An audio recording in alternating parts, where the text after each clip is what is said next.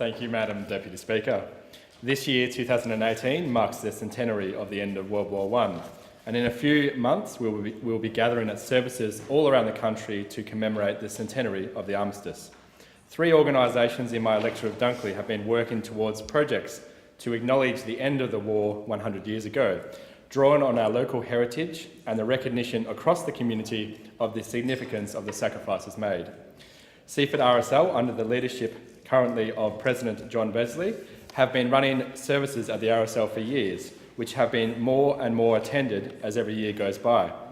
We now have the police close off Station Street as the crowds spill out onto the streets, with so many people now attending. Seaford RSL have received just over $12,500 to go towards their expansion project around the Cenotaph area, currently a grassy slope and a small brick courtyard around the Cenotaph and flagpoles to accommodate the growing crowds. I visited Seaford RSL to have a look at their ideas last week and to commend them on this very worthy project. Morninington and District Historical Society, under the leadership of President Diane White, have also a remarkable collection of historical artefacts: Victorian-era clothing, war posters, settler possessions and more, which are on display in the Old Post Office Museum in Mornington. Amongst their collection, they have on display a large amount of memorabilia from the First World War and other conflicts that is currently unable to be displayed altogether, and with the appropriate dignity that it all deserves.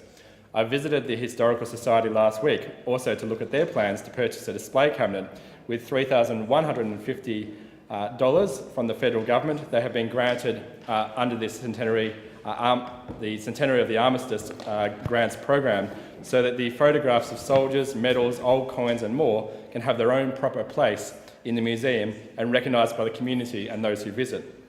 Lastly, Frankston RSL, under the leadership of President Kevin Hillier OAM, are the 3rd successful recipient of the Armistice Centenary Grant, and they plan to create a memorial commemorating those who enlisted and served in the First World War, and to hold a special Remembrance Day this year at the Frankston War Memorial. We're lucky that the Frankston War Memorial in Beauty Park is a very new memorial, and the just over $15,000 we're given through the Armistice Centenary Grant will add a great deal to the beautiful setting that we have. And I look forward to visiting Beauty Park again with the veterans to go over their ideas. Congratulations to all recipients, and I look forward to seeing these projects completed in time for the remembrance services this 11th of November.